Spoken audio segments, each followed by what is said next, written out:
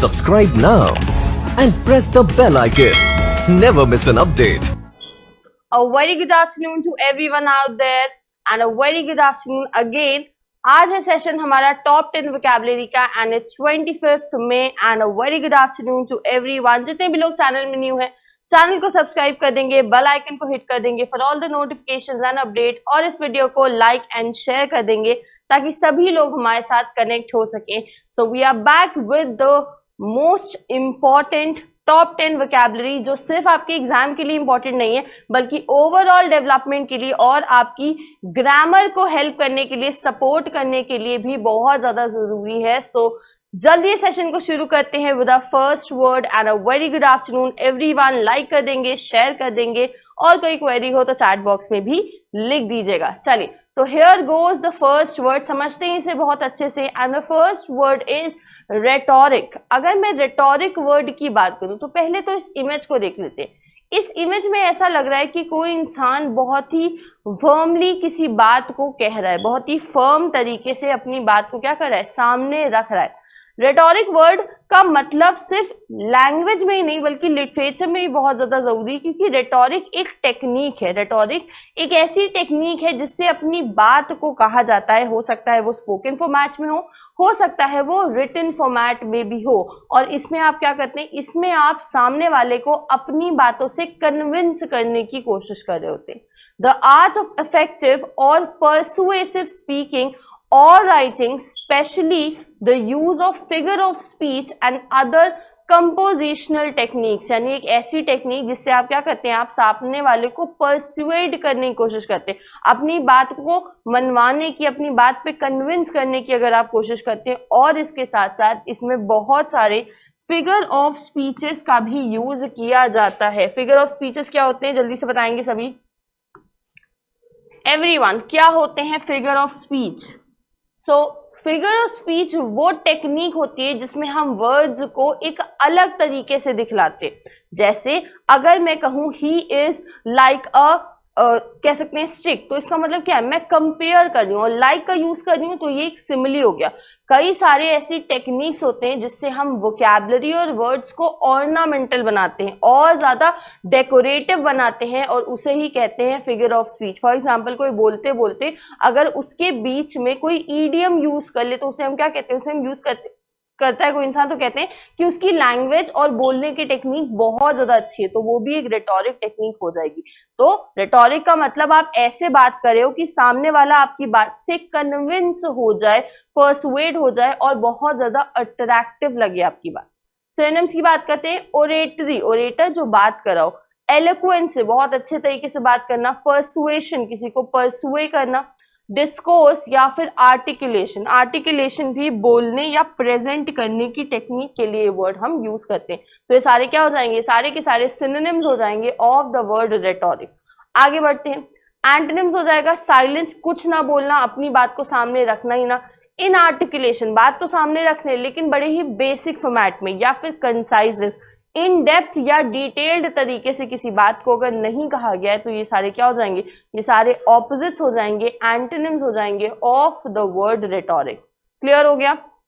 चलो भाई, सेंटेंस की अगर बात करें तो he employed persuasive rhetoric to convince the audience of her point of view. देखो यहाँ पे ही की जगह हो जाएगा शी, ठीक है, ये शी हो जाएगा। और क्या कहा गया, शी एम्प्लॉयड परसुएसिव रेटोरिक, उसने जिस तरीके से बात करी जो ऑडियंस थी वो उसके पॉइंट ऑफ व्यू को ना ही सिर्फ समझ रही थी बल्कि कन्विंस भी थी और उसके पॉइंट ऑफ व्यू को सपोर्ट भी कर रही थी। तो ये क्या है, ये सिर्फ बात करने का तरीका है। फॉर एग्जाम्पल कोई सेल्स एग्जीक्यूटिव रखे जाते हैं तो बहुत ज्यादा इस चीज का ध्यान रखा जाता है कि वो इस तरीके से बात करें कि सामने वाला कन्विंस हो जाए। अगर आप थोड़ा सा भी रूड होंगे, बहुत अच्छे से कम्युनिकेट नहीं करेंगे, कम्युनिकेशन गैप होगा, तो सामने वाला आपकी बात को कभी भी नहीं मानेगा। तो रेटोरिक इज अ टेक्निक जिसमें आप सामने वाले से बात कर कर या फिर कुछ लिख कर क्या करते हैं, उसको कन्विंस करने की कोशिश करते हैं। क्लियर हो गया वर्ड, समझ आया सभी को। चलिए नेक्स्ट वर्ड पे आते हैं। Moving to the second word, it's guard rail. अब समझते हैं, गार्ड का मतलब होता है कोई ऐसी चीज जो प्रोटेक्शन के लिए यूज हो रही हो, जो क्या करे, जो सेफ्टी को इंश्योर करे। और रेल वर्ड या तो हम रेलवे से रिलेट करते हैं या फिर रेलिंग से रिलेट करते हैं, कोई ऐसी चीज जो साइड में है। गार्ड रेल का मतलब होता है कोई रेलिंग, दैट मीन्स कुछ ऐसा जो सपोर्ट के लिए लगा हो।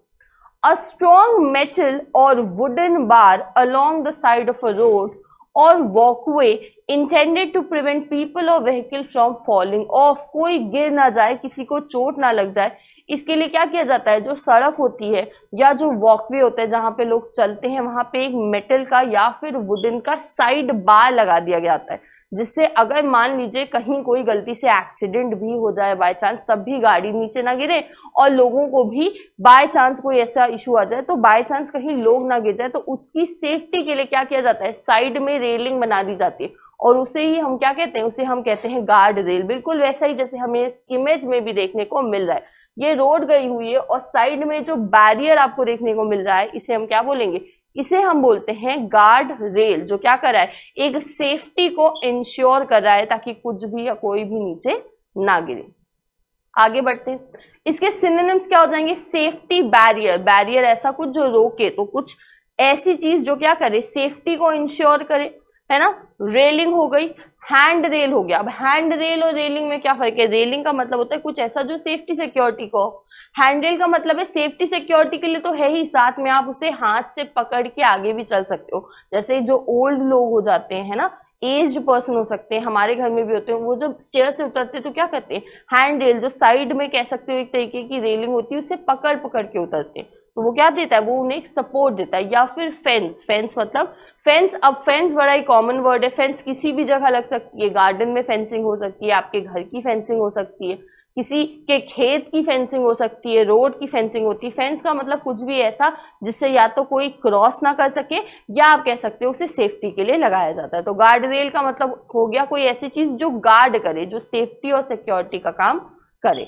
सेंटेंस देखते हैं, the construction crew installed a new guardrail along the bridge for added safety। जो कंस्ट्रक्शन की क्रू थी, क्रू मतलब जो मेंबर्स थे जो कंस्ट्रक्शन का काम कर रहे थे, उन्होंने एक नया गार्ड रेल, एक नई रेलिंग जो है उसका कंस्ट्रक्शन किया है, उसे इंस्टॉल करवाया है ब्रिज के अलोंग द साइड, मतलब ब्रिज के किनारे किनारे, ताकि एडेड सेफ्टी रहे। पहले से चीजें थी सही, लेकिन अब क्या किया गया, एक और गार्ड रेल लगवा दिया गया है ताकि पूरी तरीके से सेफ्टी को इंश्योर किया जा सके। तो गार्ड रेल का मतलब हो जाएगा यहाँ पे एक ऐसी रेलिंग जो लोगों की सेफ्टी और सिक्योरिटी के लिए लगाई जाती है। क्लियर हो गया सेकेंड वर्ड भी सभी को।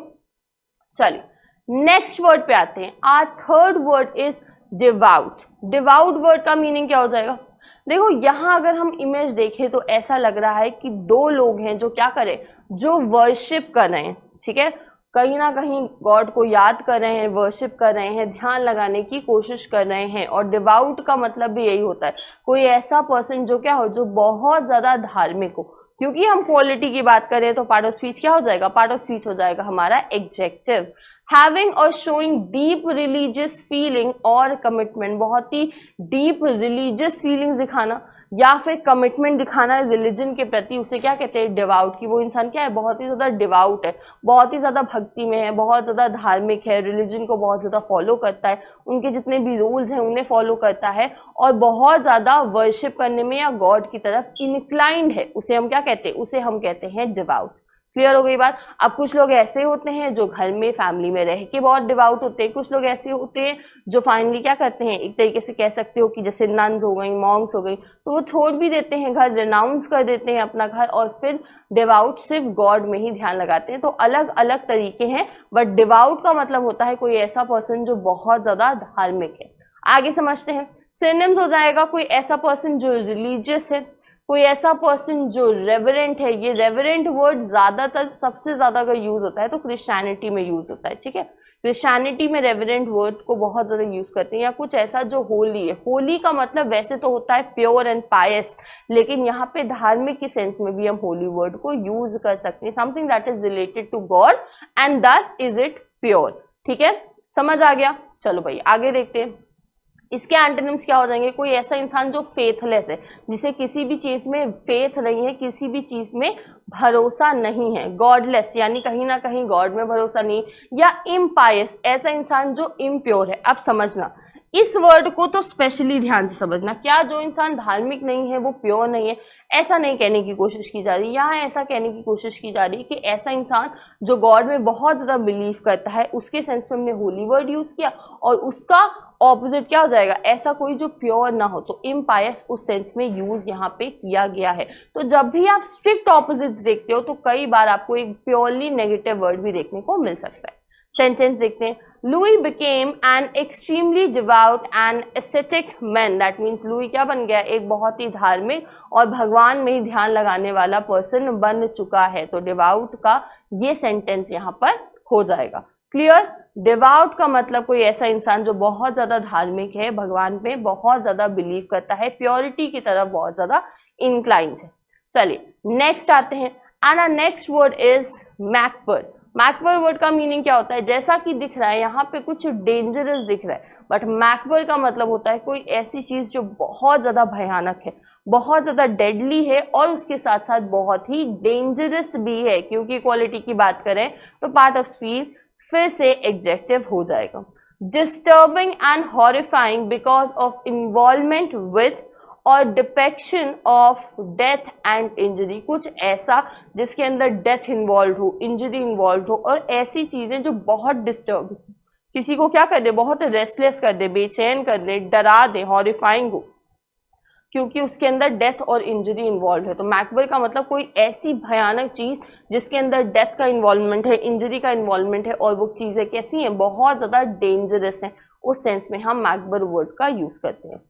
सिनोनिम्स क्या हो जाएंगे, कोई ऐसी चीज जो ग्रूसम है, कोई ऐसी चीज जो ग्रिसली है या गेस्टी, यानी ऐसी चीज जिसे देखना बिल्कुल पसंद नहीं करते क्योंकि वो चीजें बहुत ज्यादा डरावनी हैं, बड़ी ही ज्यादा भयानक लग रही हैं, बहुत ही ज्यादा डेंजरस हैं, सिंपल नहीं है। तो ये सारे क्या हो जाएंगे, सारे के सारे सिनोनिम्स हो जाएंगे ऑफ द वर्ड मैकबर्ड।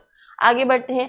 एंटोनिम्स हो जाएंगे डिलाइटफुल, प्लीजेंट या फिर अपीलिंग। कोई ऐसी चीज जो देखने का बार बार मन करे, कोई ऐसी चीज जो बड़ी अच्छी हो, बहुत ही ज्यादा प्लीजिंग हो टू योर आईज। डिलाइटफुल हो, डिलाइट मतलब हैप्पीनेस, कोई ऐसी चीज जो खुशी दे। प्लीजेंट हो, अपीलिंग हो, अपीलिंग का मतलब है ऐसी चीज जिसे देख के आपको काफी ज्यादा अच्छा लगे। ठीक है, तो ये क्या हो जाएंगे, एंटोनिम्स हो जाएंगे। और क्लियरली दिख रहा है कि वर्ड की टोन नेगेटिव है, सारे सिनोनिम्स की टोन नेगेटिव है और एंटोनिम्स की टोन पॉजिटिव है। आगे बढ़ते हैं। सेंटेंस कहता है even the police were horrified at the macabre nature of the killing. जिस भयानक तरीके से लोगों को मारा गया था, पुलिस भी देखकर वो दहशत में थी, पुलिस भी घबरा गई, दहशत में आ गई कि कितने भयानक, कितने टेरिबल तरीके से लोगों की जान ली गई थी। हो सकता है टेररिस्ट हुए या जो भी सिचुएशन रही हो। ठीक है, तो मैकबर्ड का मतलब होता है कोई ऐसी चीज जो देखने में बहुत ही ज्यादा भयानक है, इतनी ज्यादा डेडली है क्योंकि उसके अंदर डेथ, इंजरी, ये चीजें इंडॉल्व है, और इसीलिए वो बहुत ज्यादा किसी इंसान को क्या कर देती हैं, रेस्टलेस कर देती हैं, डिस्टर्बेंस कॉज करती हैं। क्लियर हो गया वर्ड, समझ आ गया सभी को। चलिए नेक्स्ट वर्ड पे आते हैं। And our next word is oblivion. Oblivion हो जाएगा हमारा नेक्स्ट वर्ड। जल्दी से बताएंगे ओब्लिवियन का मतलब क्या होता है, क्या समझ आ रहा है इस पिक्चर को देख के। और हिंदी में इसको बोलते हैं विस्मरण। जल्दी से बताएंगे क्या मतलब होता है ओब्लिवियन का। विस्मरण, ओब्लिवियन का मतलब होता है या तो कोई ऐसी बात जो आपको पता ही नहीं थी, है ना, आपको उस बारे में कोई आइडिया नहीं है, आप क्या है, आप उस चीज के लिए क्लूलेस हैं तब, या अनकॉन्शियस हैं, आपको कोई चीज याद नहीं है, अनकॉन्शियस, आपको नहीं पता कि क्या हो रहा है, कैसे हो रहा है। अगर हम इस सेंस में बात करें तो उसे कहेंगे ओब्लिवियन। दैट मीन्स आप कोई चीज ऐसी है जिसे भुला चुके हो, आपको अब नहीं होश है कि क्या हो रहा है, या उस बारे में आपको पता ही नहीं है। ठीक है, अब सिनोनिम्स की बात करें तो अनकॉन्शियसनेस, आपको उस चीज का कॉन्शियस ही नहीं है। इनसेंसिबिलिटी, आप उस चीज से सेंस में ही नहीं हो, या फिर स्टुपोर, ये सारे वर्ड बताते हैं कि या तो किसी चीज का आपको पता ही नहीं है, होश ही नहीं है, या फिर आपको पता था लेकिन अब आप उस चीज को भुला चुके हैं। देखते हैं एंटोनिम्स हो जाएंगे, आपको उस चीज के बारे में पता है, कॉन्शियसनेस है, आपको उस चीज के बारे में नॉलेज है, अवेयरनेस है, या फिर रिकलेक्शन। रिकलेक्शन का मतलब क्या होता है, रिकलेक्शन का मतलब है आप मेमोरीज को रिकलेक्ट कर रहे हो, यानी आपको पुरानी चीजें अब याद आने लगी हैं। तो वो क्या हो जाता है, वो चीजें होती है, फॉर एग्जाम्पल आप अपने बचपन के बारे में भूल चुके हो तो पूरी तरीके से, लेकिन कभी क्या होता है, कोई चीज खुलती है, उसमें से आपका कोई बचपन का टॉय निकल आता है, तो उस टॉय से रिलेटेड जितनी भी मेमोरीज हैं, जो अब आप क्या कर चुके होगे, ऑब्लिविएट कर चुके होगे। ऑब्लिविएट मतलब भूल चुके होगे, वो तुरंत क्या हो जाती है, वो रिकलेक्ट हो जाती है, वो सारी मेमोरीज आपको फिर से याद आने लगती हैं। तो ये हो जाएगा antonym of the word oblivion.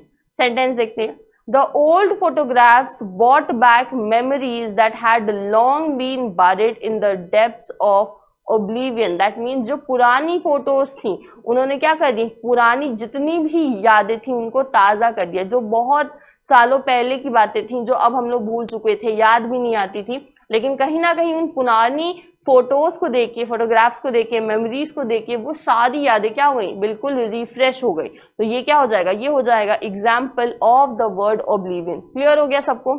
Oblivion का मतलब किसी चीज को भुला देना, या आपको उस बारे में पता ही नहीं है, या उस चीज का होश नहीं। क्लियर हो गया? चलो भाई नेक्स्ट वर्ड आते हैं। Our next word is prolix. क्या होता है प्रोलिक्स, जल्दी से बताएंगे। प्रोलिक्स का मतलब क्या होता है everyone?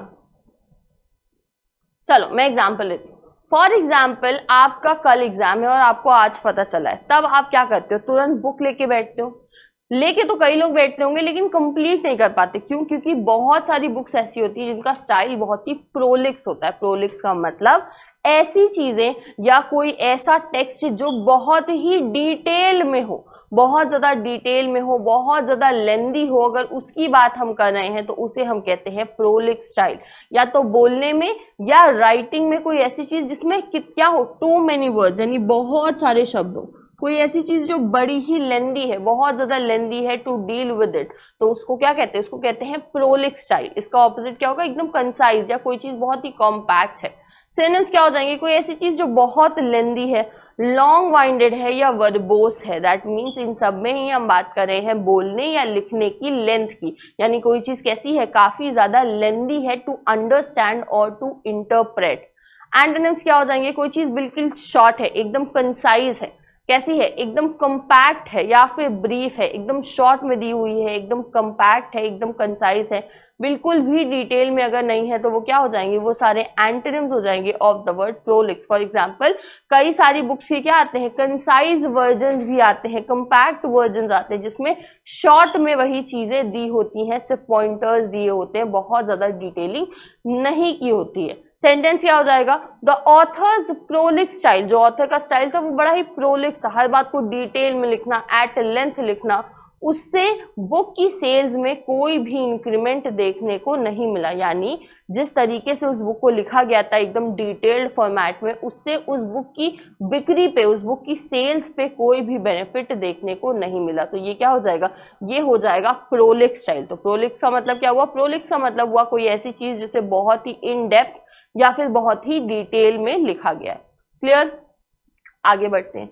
Our next is docile. Docile क्या होता है, डोसिल जनरली हम यूज करते हैं फाइल के लिए, ठीक, किसी भी इंपॉर्टेंट डॉक्यूमेंट के लिए उसकी जो कलेक्शन होती है। अब वो डॉक्यूमेंट किस बारे में हो सकता है, किसी एक पर्सन के बारे में हो सकता है, किसी एक इवेंट के बारे में हो सकता है, किसी एक सब्जेक्ट के बारे में हो सकता है। उस फाइल को क्या कहते हैं, उसे हम डोसिल कहते हैं। फॉर एग्जाम्पल कोई कंपनी है जहां बहुत सारे एम्प्लॉयज हैं जो काम करते हैं, तो हर एम्प्लॉय की पर्सनल डिटेल, पीएफ और बाकी सारी चीजें, जितने डॉक्यूमेंट्स है उस पर्सन के, वो एक फाइल में अटैच करके रखा जाता होगा। तो ये सबके क्या है, ये सबके डोसिल हैं, जिसमें डॉक्यूमेंट्स हैं किसी एक पर्सन के बारे में, किसी एक इवेंट के बारे में, किसी एक टॉपिक के बारे में। अगर स्पेसिफाई करके किसी चीज के डॉक्यूमेंट्स को रखा गया है तो उसे हम डोसिल कह सकते हैं।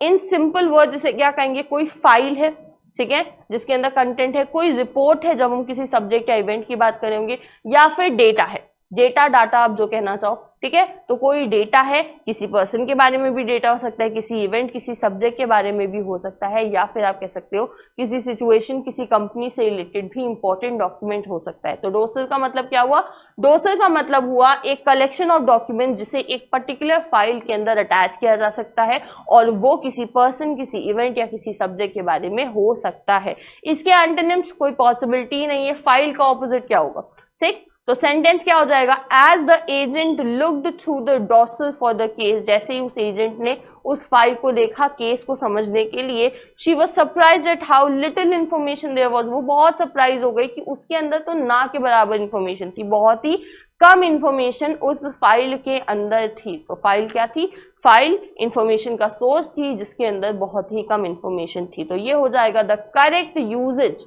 Of the word docile. समझ आया सभी को, जल्दी से बता देंगे एवरीवन।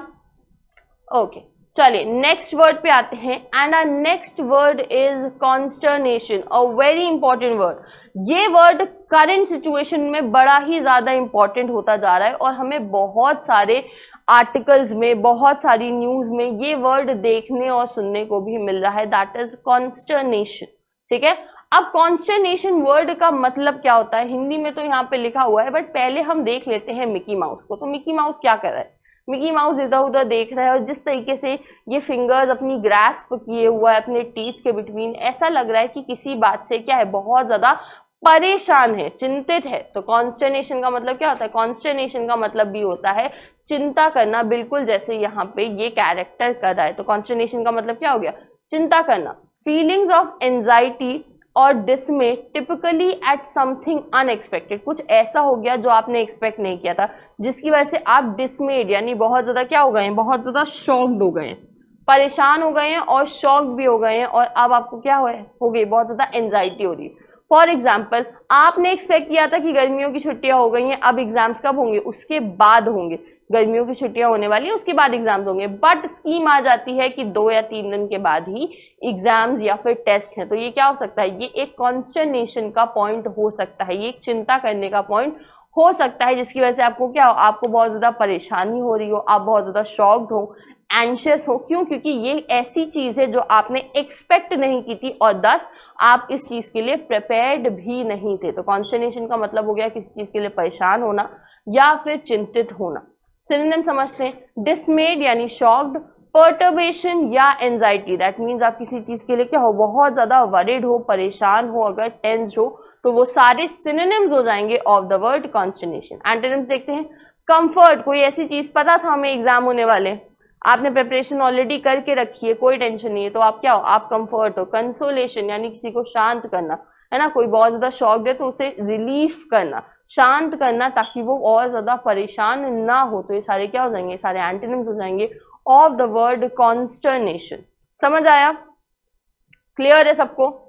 चलो भाई आगे देखते हैं, इसका सेंटेंस हो जाएगा, the government's plans have caused considerable consternation among many Americans, यानी गवर्नमेंट का जो नया प्लान है उसकी वजह से बहुत ज्यादा चिंता में आ गए हैं अमेरिकन। जैसे अगर हम इंडिया की बात करें तो अब तो उतनी ज्यादा दिक्कत नहीं हुई, लेकिन अचानक से जब 2000 के नोट बंद हो गए है ना, तो क्या हुआ, ये चीज कई लोगों के लिए काफी ज्यादा शॉकिंग थी, क्योंकि 2000 के नोट आए हुए बहुत ज्यादा टाइम तो हुआ नहीं था, है ना, बहुत ज्यादा टाइम भी नहीं हुआ था। अच्छा, जिनके पास नोट नहीं उनके पास तो कोई टेंशन नहीं, लेकिन जिनके पास है और काफी सारे नोट्स है तो उनके पास टेंशन भी, उनको लगता है कि नहीं जल्दी से जल्दी जितना जल्दी हो सके वो क्या करें, वो उसे बैंक में एक्सचेंज करवा लें। तो ये क्या है, ये कई लोगों के लिए एक कॉन्स्टर्नेशन यानी चिंता का विषय बन गया। अब इससे साथ साथ ये भी चिंता कई लोगों को लगी रहती है, कहीं ऐसा तो नहीं मेरे पास 500 के तो बहुत सारे नोट है, कहीं कल को 500 का भी बंद हो जाएगा। तो ऐसी सारी चीजें क्या करती हैं, ऐसी सारी चीजें जो सडनली हो जाती हैं और आपको टेंशन देती हैं, परेशानी देती हैं, उसके लिए हम कॉन्स्टर्नेशन वर्ड को यूज कर सकते हैं। क्लियर हो गया वर्ड, समझ आ गया सभी को? चलो भाई नेक्स्ट वर्ड देखते हैं। Our next word is disingenuous. क्या होगा इसका मीनिंग, जल्दी से बताएंगे। डिसइनजेनस, जैसे यहाँ पे देखो जो इमेज दिखती है उसमें दिख तो सिर्फ एक पर्सन रहा है, लेकिन जिस तरीके से वो रेडी है, आईज पे, हाथ पे, और जैसे वो चल रहा है, ऐसा लग रहा है कि कुछ गलत है। ये कैसा इंसान लग रहा है, काफी ज्यादा करप्ट इंसान लग रहा है, ऐसा लग रहा है कि इसके अंदर कुछ ना कुछ तो भाई गलत है ही। तो डिसइनजेनस का मतलब भी ऐसा ही होता है, कोई ऐसा इंसान जो कपटी हो, है ना, जिसके अंदर कपट हो, छल हो, झूठ हो, तो डिसऑनेस्ट हो, या कोई ऐसा इंसान जो पूरा सच ना बताए और कैसा हो, डिसीटफुल हो। डिसीट का मतलब होता है धोखा, डिसीटफुल यानी धोखे से भरा हुआ हो। ऐसा इंसान जिसपे आप यकीन नहीं कर सकते, क्योंकि वो कभी भी धोखा देगा, क्योंकि वो डिसऑनेस्ट है, वो लॉयल नहीं है, वो फ्रॉड है, या फिर वो अंडर हैंड है। दैट मीन्स आप ये कह सकते हो कोई ऐसा जिसके अंदर बहुत सारी लेयर्स हैं, जो जैसा दिख रहा है वैसा नहीं है। अगर हम ऐसे किसी पर्सन की बात कर रहे हैं तो वो क्या हो जाएंगे, वो सारे सिनोनिम्स हो जाएंगे of the word disingenuous. Clear?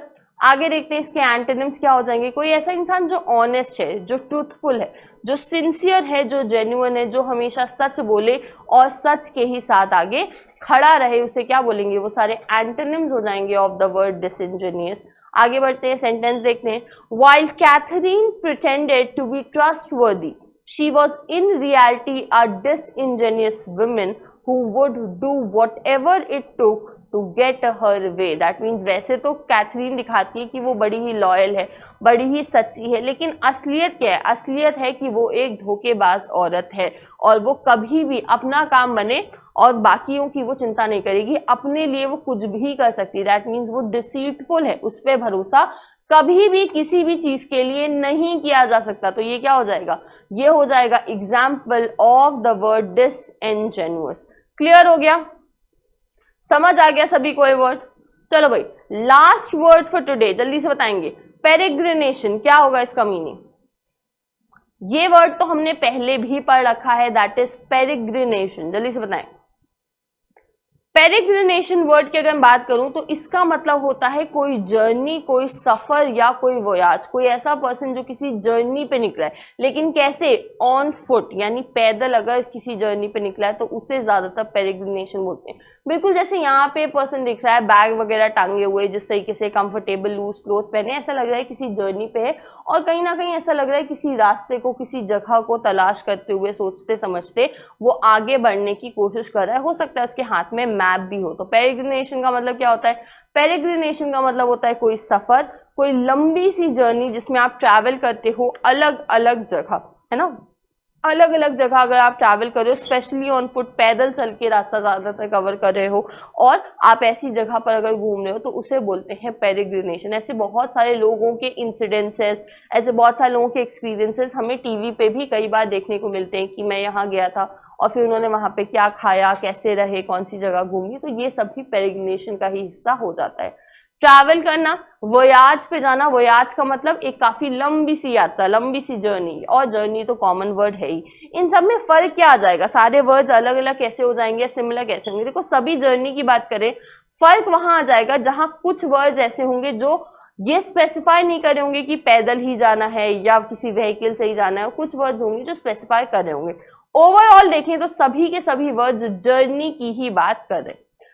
Sentence देखते हैं। Because Peter wanted to explore the world, he chose a life of peregrination and never slept in one city for longer than 3 days। यानी क्योंकि पीटर को पूरी दुनिया घूमने का बहुत शौक था, उसने लाइफ चुनी किसकी? एक सफर की जिंदगी चुनी। सफर इंग्लिश वाला सफर नहीं, हिंदी वाला सफर, ठीक है? इंग्लिश वाले सफर का मतलब तो पेन होता है। तो उसने क्या किया? उसने एक जर्नी की लाइफ चुनी और फाइनली क्या हुआ? वो कभी भी किसी भी सिटी में 3 दिन से ज्यादा नहीं रुका। क्यों? क्योंकि एक जगह रुकता है, फिर दूसरी जगह जाता है, घूमता है, देखता है और पूरी दुनिया को वो एक्सप्लोर करने की कोशिश कर रहा है। तो ये क्या हो जाएगा? ये हो जाएगा एग्जाम्पल ऑफ द वर्ड पेरिग्रिनेशन। चलिए तो आगे देखते हैं आगे क्या आने वाला है, क्योंकि हम अब एंटोनिम सिनोनिम्स भी आज करने वाले हैं। तो चलिए देखते हैं, शुरू करते हैं हमारा टेस्ट योर नॉलेज का सेक्शन, जिसमें हम पढ़ेंगे कुछ वर्ड्स और ऐड करेंगे हमारी नॉलेज। चलिए देखते हैं। तो पहला वर्ड यहाँ पे दिख रहा है काइनेटिक। आपको बताना है कि क्या हो जाएगा the correct antonym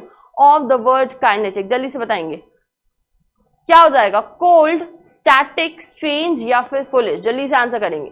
kinetic word का करेक्ट एंटोनिम क्या हो जाएगा? जल्दी जल्दी आंसर करेंगे एवरीवन।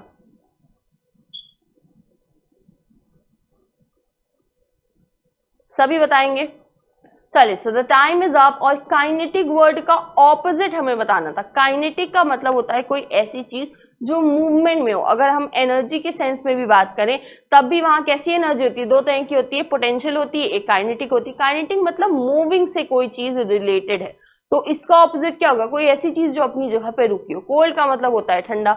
स्ट्रेंज का मतलब होता है कोई चीज कैसी है? वियर्ड है, अजीब है, एब्सर्ड है। फुलिश का मतलब होता है कोई इंसान जो स्टूपिड है, सिली है, सेंसलेस है। और एक ही वर्ड बचता है जो क्लियरली एंटोनिम हो सकता है, and that is second, that is static. Static का मतलब होता है कोई चीज ऐसी जो वहीं पर रुकी हुई है, रेस्ट पे है या स्टेशनरी पोजिशन में है, मोशन में नहीं है, तो वो क्या हो जाएगा, वो करेक्ट एंटोनिम हो जाएगा ऑफ द वर्ड काइनेटिक। चलिए नेक्स्ट वर्ड बताएंगे, what is the correct antonym of the word sucker. Sucker word का एंटोनिम क्या हो जाएगा, जल्दी से बताएंगे। जेन्युइन, अबेट, इंजर या फिर डिसाइड, जल्दी से बताएंगे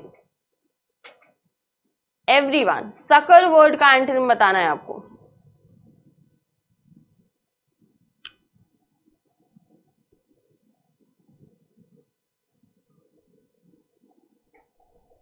डन। चले, तो सकर वर्ड का करेक्ट एंटोनिम हो जाएगा third, that is injure. Succour का मतलब क्या होता है, सकर का मतलब होता है एड, हेल्प, रिलीफ करना, और इंजर का मतलब होता है किसी को हार्म करना, किसी को नुकसान पहुंचाना, इज टू इंजर। और सकर मीन्स किसी को हेल्प करना, ठीक। जेन्युइस नहीं हो सकता, जीनियस नहीं हो सकता, अबेट नहीं हो सकता, डिसाइड नहीं हो सकता। किसी की मदद करना, किसी को हेल्प करना का ऑपोजिट हो सकता है सिर्फ और सिर्फ किसी को हार्म करना। तो इंजर दैट इज थर्ड जो है वो करेक्ट एंटोनिम हो जाएगा ऑफ द वर्ड सकर।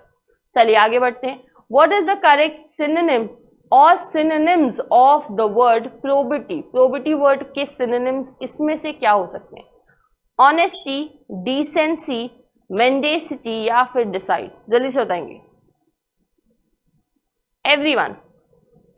क्या हो जाएगा synonym of the word probity.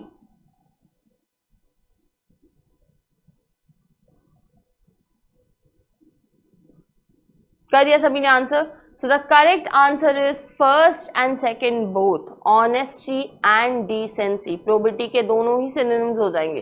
Probity का मतलब होता है कोई ऐसा इंसान जो अपनी वैल्यूज पे हमेशा सही साबित हो, अपने मॉरल प्रिंसिपल्स को ना छोड़े, सच के रास्ते को ना छोड़े, वर्च्यू के रास्ते को कभी ना छोड़े। ऐसा इंसान क्या होता है, ऐसा इंसान के अंदर कहते हैं कि प्रोबिटी है, क्योंकि नाउन है। तो बाकी क्या हो जाएंगे इसके सिनोनिम्स, कोई इंसान जो ऑनेस्ट है, कोई ऐसा इंसान जो क्या है, जो बहुत ज्यादा डिसेंट है, जिसके अंदर ऑनेस्टी है या फिर डिसेंसी है, ये सारे सिनोनिम्स हो जाएंगे। मेंडेसिटी नहीं हो सकता क्योंकि ये एक नेगेटिव वर्ड है।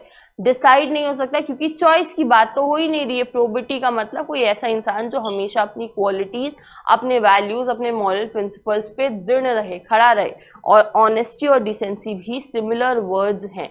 चलिए नेक्स्ट बताइए, What is the antonym of the word reconnector? Reconnector word का एंटोनिम क्या हो जाएगा, disarm, disassemble, distance या फिर disregard, जल्दी से बताएंगे antonym of the word reconnector everyone।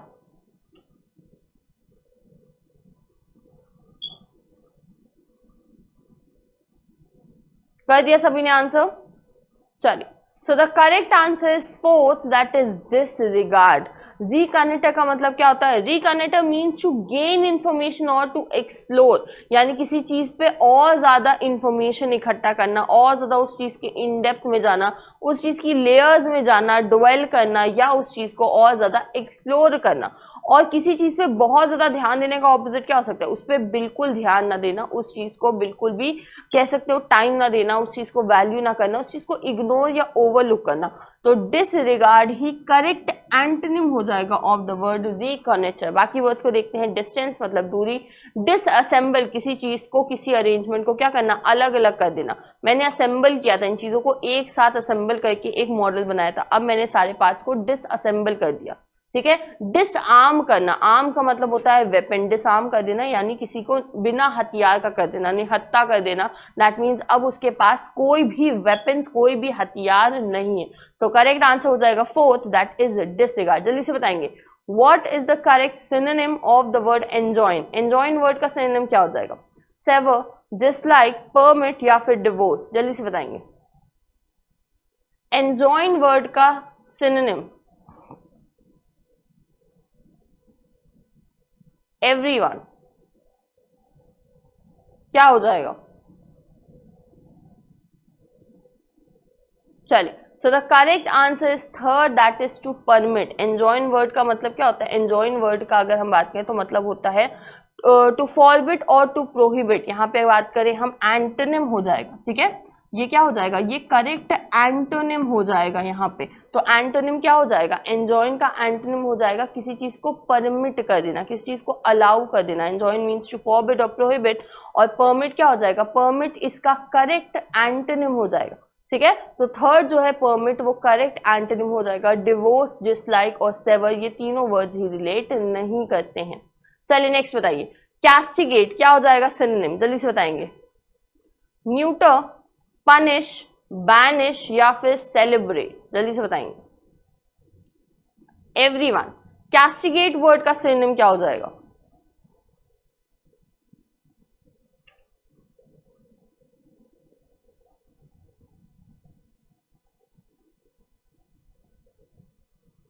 चलिए। So the correct answer is second, that is to punish someone. वैसे भी अगर कैस्टिगेट वर्ड की हम बात करें तो ये एक नेगेटिव वर्ड है, जिसका मतलब होता है किसी को बहुत ही सेवियर पनिशमेंट देना। किसी ने कोई बहुत बड़ा क्राइम किया है, गुनाह किया है, और उसे उसकी बहुत ही सेवियर, बड़ी ही स्ट्रिक्ट पनिशमेंट देना इज टू कैस्टिगेट। और out of the options punish is the correct word. Banish word की भी अगर हम बात करें तो बैनिश का मतलब होता है किसी को वहां से निकाल देना। अब बैनिश करना टेम्परेरी है, परमानेंट है, ये मैटर करता है। क्या वो उस सिचुएशन के हिसाब से सेवियर पनिशमेंट है या नहीं, ये मैटर करता है। लेकिन पनिश का क्लियरली मतलब होता है दैट इज किसी को हम सजा दे रहे हैं, और कैस्टिगेट का भी मतलब होता है किसी को बहुत ही कड़ी यानी सेवियर पनिशमेंट देना। चलिए नेक्स्ट बताइए, what is the correct synonym of the word tumid. Tumid word का करेक्ट सिनोनिम क्या हो जाएगा, स्वोलन, फेटेड, अग्रेसिव या फिर डेस्पोंडेंट, जल्दी से बताएंगे क्या हो जाएगा ट्यूमिड वर्ड का करेक्ट सिनोनिम। ये एक वर्ड है फेटेड, आपको मुझे बताना है इसका meaning in the comment section, जल्दी से, ठीक है। इसका मीनिंग आप बताएंगे मुझे इन द कमेंट सेक्शन, बाकी वर्ड्स मैं बताऊंगी। First is the word swollen, और यही ट्यूमिड वर्ड का सिनोनिम भी हो जाएगा। ट्यूमिड का मतलब कोई ऐसी चीज जो काफी पफी है, स्वेल्ड है, सूजी हुई है, उसके लिए हम इसे यूज करते हैं, है ना। कोई चीज एनलार्जन है या फिर स्वेल्ड है, जिसे कहते हैं बहुत ज्यादा चल लिया या फिर बीमार हो गए तो स्वेलिंग आ जाती है, उस सेंस में यूज करते हैं। या फिर जब आप सो के उठते हो तो आपकी आईज कई बार कैसी होती है, बहुत ज्यादा पफी होती है ना। नीचे वाला हिस्सा क्या होता है, काफी ज्यादा स्वोलन सा लगता है, और जैसे जैसे दिन बीतता है वो सही हो जाता है। या कई लोग आइस का भी यूज करते हैं उसे टोन डाउन करने के लिए, सही करने के लिए। तो ट्यूमिड का मतलब होता है किसी चीज का क्या कर जाना, किसी चीज का स्वेल कर जाना। अग्रेसिव, कोई ऐसा जो बहुत ज्यादा गुस्से में हो। डिस्पोंडेंट बनता है फ्रॉम द वर्ड डिस्पोंडेंसी, जिसका मतलब है कोई ऐसा इंसान जो बड़ा हताश है, बड़ा निराश है, बहुत ही ज्यादा परेशान है अपनी सिचुएशन से। क्लियर। चलो नेक्स्ट बताओ, डेकोरम क्या हो जाएगा the correct synonym of the word decorum. Etiquette, merit, parliament या फिर स्लिपशॉट, जल्दी से बताएंगे synonym of the word decorum क्या हो जाएगा।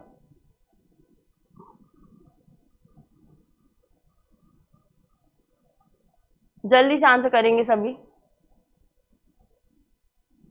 चलिए, so the correct answer is first, that is etiquette. Etiquette का मतलब होता है मैनर्स, आप किस तरीके से दूसरों के सामने बिहेव करते हो। कहते हैं ना maintain the decorum of the class, maintain the decorum of the party, that means जो तरीका है, जो कंडक्ट है, जो बिहेवियर है उसे मेंटेन करें, बदतमीजी ना करें या फिर कोई इररिलेवेंट बिहेवियर ना शो करें। तो डेकोरम का मतलब होता है डिसिप्लिन या एटिकेट से कहीं पर रहना। सो the correct synonym of the word decorum is first, that is etiquettes.